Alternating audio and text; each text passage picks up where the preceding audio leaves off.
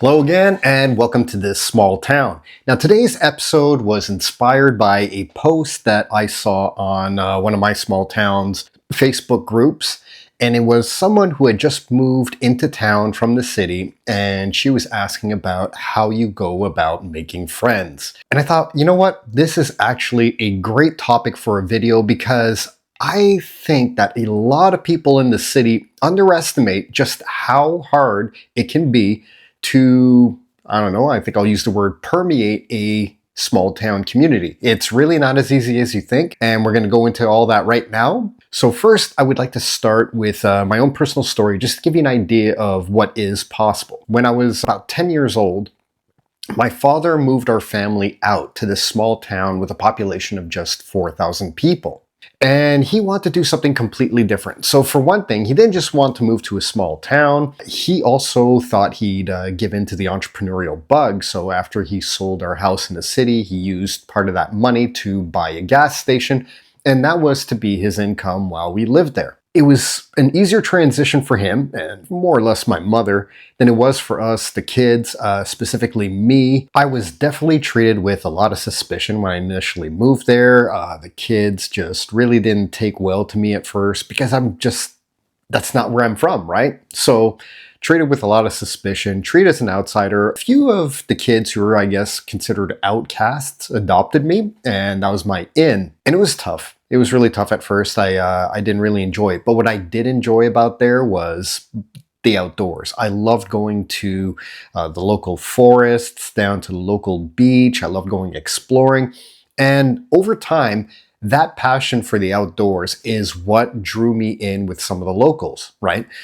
I developed a short-lived passion for fishing, which didn't really work for me because, that requires patience, and patience has never been my strongest virtue, unfortunately. But needless to say, that 3 years into our stay in this tiny town of 4,000, I ended up making friends anyways, and I was actually kind of sad to leave. And just in case you're wondering why we ended up leaving that small town, it had nothing to do with the actual small town itself. Two things frustrated my father. The first being that my father is very rigid on his view that one should own the property that they live in, right?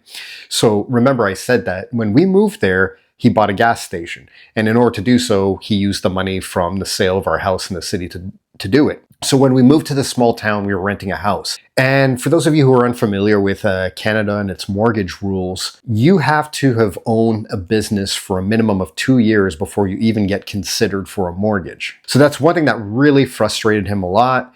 And around the time that he was getting frustrated because he can't buy a home under those business owning rules, a headhunter, and remember this was pre-internet, a headhunter actually managed to find him because he had a background in managing airports, or not managing airports, but managing an airline's portion of a terminal at the airport. So because of that experience, the headhunter came, and the headhunter persuaded him to take a position, and we moved back to the city. So that was the easy part. If you have kids, I can almost guarantee your kids will probably have a very similar experience to mine. They will be initially shunned, maybe even picked on a little bit, but kids are more malleable, all right? So if you're gonna move there, maybe that's what you should focus on more first, is how your kids will adapt. And if they're reasonably young enough, I think they will adapt fairly well. Teenagers, I can't speak to that. I have no idea. So how will you fit in as an adult in a small town? Well, let's go over that. Now I'm going to tell you the story of when I moved back to the small town as an adult. So after spending my entire adult life living in the city, at one point it was just no longer tenable. I didn't want any part of the grind, the pollution, the endless noise, the rising violence and crime, none of that. I wanted out. So I moved back to a town that is close by to the one where my father had moved us. And it didn't take long to see that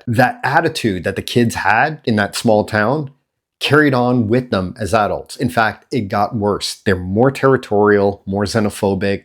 less accepting of outsiders. One thing you will definitely encounter is friction if you happen to have like more of a go-getter attitude. So when I first came to that small town as an adult, I have a background in marketing and sales. I'm not afraid to really go out there and take what I need to take in order to succeed at a venture that involves sales and marketing, right? I ended up getting hired at a place where there were 3 other salespeople. All 3 of those people were small town locals. And I know one of them absolutely hated me right off the get-go because I was charging out there. I was going, knocking on doors, making my phone calls, sending my emails nonstop because I was new to the job and I don't have a book, right? They, on the other hand, had a book that they inherited from the salesperson before them, you see? And all of the commissions they get from that book, which they inherited, they coast on it. So what I mean by that is, let's say that the person who created the book that they inherited landed, I don't know, a plumbing company as a client who buys ads, right? Once that plumbing company becomes part of the book, whoever holds the book gets an automatic commission whenever the plumbing company decides to call up and place an ad. So do you see the flaw in this? Like where this can really get bad? That's what these 3 people who were doing the same job I was were coasting on. They were getting those inherited commissions. So all these people that had been amassed in those books would just call in their ads. Like the actual sales reps were doing no work. They just sat there eating potato chips at their desk, playing around on Facebook and getting paid on autopilot. I guess it's a self-reflection thing, right? They didn't like seeing someone going out and trying to build a book on their own while they were sitting back eating those potato chips at their desk and playing around on Facebook. So you will not be liked if you have any determination. It's just not the way it goes. And it's the same thing like even when I have a habit of walking fast. It's just the way I'm built. I walk fast. People in small towns, like it bothers them. And I've actually, driving too, when I overtake someone, there have been times where I see someone try to catch up to me. I don't know what they're hoping to accomplish. Like even if they did catch up to me, what are they going to do? What are they going to say? You know, I'm not overtaking them dangerously. I give a wide berth as I come around the back, and I take a wide berth before I come back around the front. There's nothing aggressive or hostile about the way I overtake them. So there's nothing they could say, but it's as if overtaking them or walking fast on the sidewalk or hustling hard is a metaphor that they see themselves being left behind. And you know what? Maybe to some extent they're right. I don't know. But it is to say that it is so bizarre that I managed to fit in a whole lot better with a bunch of kids who are nowhere near as supposedly advanced as some of the adults you will encounter and try to befriend. It's going to be tougher than you think. I am not trying to piss on your parade. I'm also not trying to discourage you to move to a small town. I mean, this is part of the reason I started this channel. I want to encourage more people to move to small towns and help make them better, build them stronger, which is why I created a group for small town entrepreneurs. There's a link to that in the description, so go check it out whenever you want, and it's free to join. I hope you join us. But it is to say that there are some people who lead a charmed existence, and that's another thing you have to get ready for. It's not just the closed off circles that they live in. It's also the reality that they live in. We could not believe the amount of wealth we saw among working class small town people. And that does warp the perception of the way the world works. It warps like anybody's perception, whether they live in the city in a small town. But in a small town, for some reason, and you know what? I can't honestly really describe what I'm trying to say here. It's something that you'll have to go to a small town and experience it yourself. Inherited wealth with someone from a small town just hits differently. You'll see what I mean once you get here. It's so hard to describe, but I thought I'd bring it up, even though I can't exactly pigeonhole this phenomenon. So all this to say, if you're an extrovert, prepare yourself because you will have a harder time of making new friends in a small town. And when I was looking back on it the other day, and this is another thing I want to point out, basically most of the people I made friends with since moving back to a small region are people who are not from here. I was looking at it and taking note, and I have not made any friends with people who were raised in the small town their whole lives. None whatsoever. It's all been fellow outsiders like myself. So you have to ask yourself what's important to you. Do you really want to be ingrained in the town's bedrock and in the actual social fabric? Or are you okay with befriending other outsiders?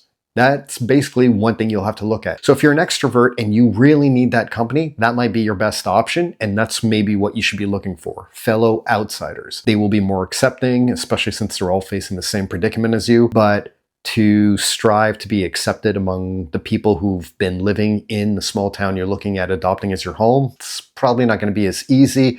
And even though you might integrate to some extent, you will always be perceived as an outsider. You will never be fully accepted. And it's just a hard truth. Doesn't mean it has to be an ugly truth, just a harder one to swallow depending on, what you live for. I'm an introvert. I don't give a crap if I don't have a huge social circle. So to bring everything back up again, no, you will not have the same huge social circle you had in the city if that's what you're striving for. So you might want to have to evaluate that. If you have children, consider how they'll integrate first. That's the most important.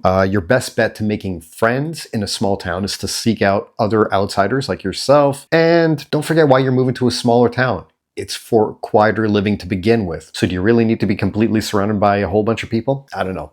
Just food for thought. Thank you very much for watching, and I hope this video has been of some help to you. If it has, don't hesitate to leave something in the comments.